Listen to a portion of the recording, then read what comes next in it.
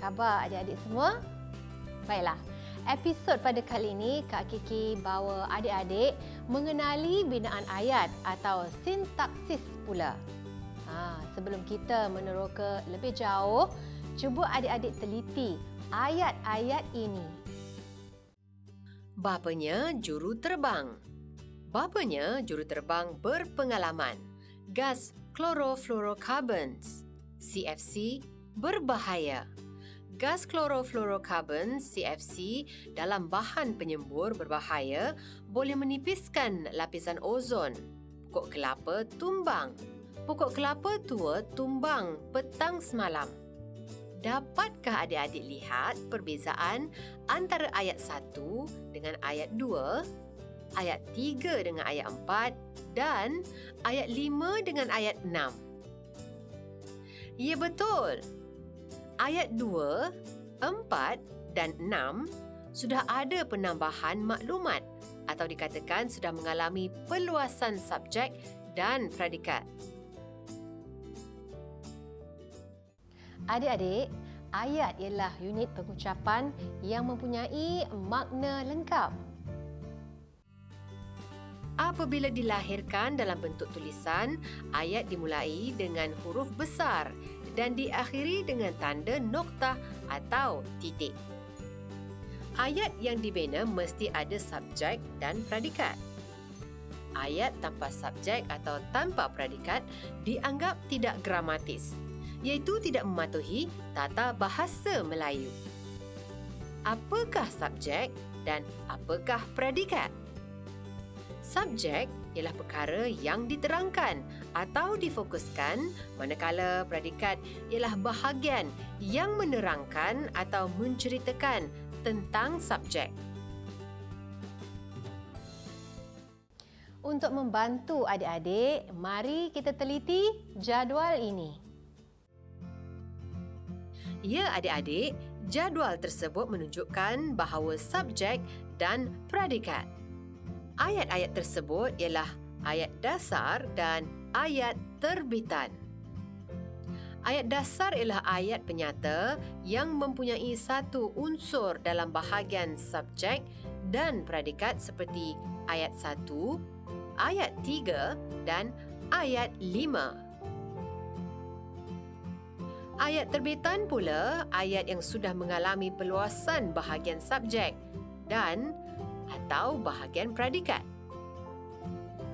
Ayat 1 ialah ayat dasar yang berpola frasa nama dan frasa nama, iaitu subjek dan predikat daripada golongan frasa nama.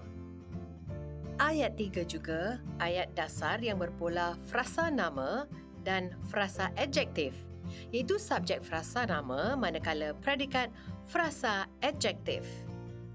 Ayat 5 juga ayat dasar yang berpola frasa nama dan frasa kerja, iaitu subjek frasa nama manakala predikat frasa kerja.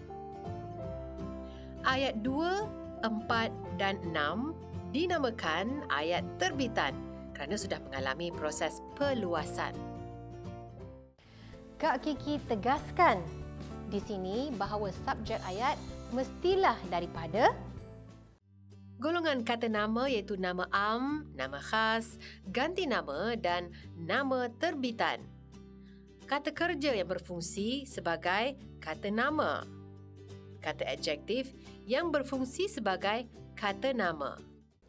Adik-adik perhatikan ayat-ayat contoh ini. Kami menjaga kebersihan alam. Ibu mendidik anak-anak. Penggunaan beg plastik patut dikurangkan. Bijak telah berjaya. Rela berkorban demi negara. Kami, ganti nama, menjaga kebersihan alam sekitar. Ayat gramatis. Ibu, nama am, mendidik anak-anak. Ayat gramatis. Penggunaan beg plastik. Nama terbitan patut dikurangkan. ayat gramatis. Bijak, kata adjektif, telah berjaya. Ayat salah dan maksud tidak logik. Rela berkorban demi negara. Ayat salah kerana tiada subjek. Kak Kiki yakin bahawa adik-adik sudah memahami konsep subjek, predikat, ayat dasar dan ayat terbitan. Kak Kiki juga sudah tunjukkan contoh-contoh binaan ayat yang salah. Selepas ini, tentu adik-adik sudah dapat mengesan kesalahan ayat dan dapat membina ayat yang betul. Sekarang, mari kita teliti bentuk ayat yang terdiri daripada ayat tunggal dan ayat majmuk. Namun pada episod kali ini, Kak Kiki bincangkan ayat tunggal. Ada dua bentuk ayat, iaitu ayat tunggal dan ayat majmuk. Ayat tunggal ialah ayat yang terbina daripada satu unsur subjek dan satu unsur predikat. Ayat tunggal tidak menggunakan kata hubung sama ada kata hubung gabungan atau kata hubung pancangan. Ayat dasar dan ayat terbitan yang tidak menggunakan kata hubung juga termasuk dalam bentuk ayat tunggal. Contohnya, teknologi hijau mula diamalkan. Penjimatan elektrik menguntungkan semua pihak. Alam sekitar perlu dijaga. Jambatan telah runtuh. Bangunan itu telah dicat. Ayat tunggal dengan perluasan subjek. Jambatan kayu di kampung saya telah runtuh. Keindahan alam sekitar perlu dijaga. Bangunan lama itu telah dicat. Ayat tunggal dengan perluasan predikat. Jambatan telah runtuh semalam. Alam sekitar perlu dijaga oleh semua pihak. Bangunan itu telah dicat merah. Ayat tunggal dengan perluasan subjek dan predikat. Jambatan kayu di kampung saya telah runtuh semalam. Keindahan alam sekitar perlu dijaga oleh semua pihak. Bangunan lama itu dicat merah. Adik-adik, frasa yang diwarnakan dengan hijau adalah unsur perluasan ayat. Adik-adik, frasa yang diwarnakan dengan merah ialah unsur perluasan ayat. Subjek ayat ialah jambatan kayu di kampung saya. Keindahan alam sekitar. Bangunan lama itu. Semua ayat contoh yang Kak Kiki nyatakan menunjukkan subjek terletak di hadapan ayat. Persoalannya, bolehkah subjek diletakkan di tengah atau di belakang ayat?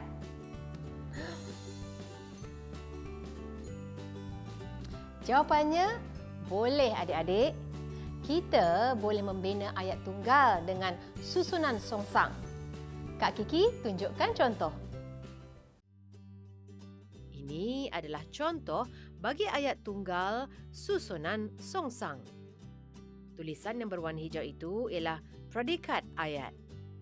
Sekarang cuba adik-adik bina ayat tunggal susunan songsang berdasarkan ayat tunggal susunan biasa ini. Budak itu sudah boleh berfikir. Mereka beriadah di kawasan rekreasi.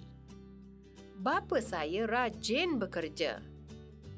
Budi bahasanya memikat hati saya. Sudah siap tugasan itu? Bagus! Itulah variasi ayat. Susunan berbeza tetapi maksudnya sama. Berdasarkan ayat tunggal ini, adik-adik senaraikan bahagian subjek ayat. Barangan pakai buang mengotorkan alam sekitar. Pemanasan global berpunca daripada sikap manusia. Sukar hancur bahan plastik. kerajaan mengawal aktiviti pembalakan. Semua orang bertanggungjawab melestarikan alam sekitar. Penyembur racun serangga mengandungi gas chlorofluorocarbons. Teknologi hijau lebih mesra alam. Jambangan bunga dibuat daripada bahan terbuang. Mereka memproses kertas-kertas terbuang menjadi kertas baharu. Semakin tercemar sungai di negara kita. Jika adik-adik sudah siap tugasan itu, mari kita lihat jawapan dan bandingkan dengan jawapan adik-adik. Barangan pakai buang, pemanasan global, bahan plastik, kerajaan, semua orang. Penyembur racun serangga, teknologi hijau, jambangan bunga, mereka, sungai di negara kita. Sebagai mengakhiri pertemuan kita, mari kita deklamasikan sajak ini. Di samping itu, cuba adik-adik kenal pasti ayat-ayat tunggal. Maafkan aku, wahai alam. Hari ini bahang mentari semakin mengganas, perik sekali.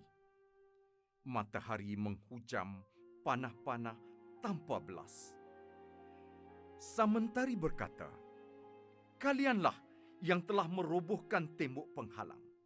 Aku hanya menjalankan tugas yang telah diamanahkan. Aku menyinari alam." Kita bina tembok itu kembali. Kita runtuhkan gunung nafsu. Alam telah kita kotorkan. Kembali kita kepada fitrah sebagai manusia. Kita urus alam ini. Kita belai alam ini. Pasti kita tidak ditentang. Kita didik diri kita. Kita keluar dari zon selesa. Wahai tangan, ingatkan aku jika aku terlupa. Wahai hati, jangankan kau persendakan hijrahku ini. Sekian sahaja. Selamat beristirahat. Jumpa lagi. Maafkan aku, wahai alam. Hari ini bahang mentari semakin mengganas, perik sekali. Matahari menghujam, panah-panah tanpa belas.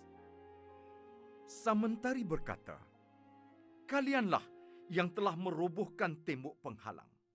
Aku hanya menjalankan tugas yang telah diamanahkan. Aku menyinari alam." Kita bina tembok itu kembali. Kita runtuhkan gunung nafsu. Alam telah kita kotorkan. Kembali kita kepada fitrah sebagai manusia. Kita urus alam ini. Kita belai alam ini. Pasti kita tidak ditentang. Kita didik diri kita.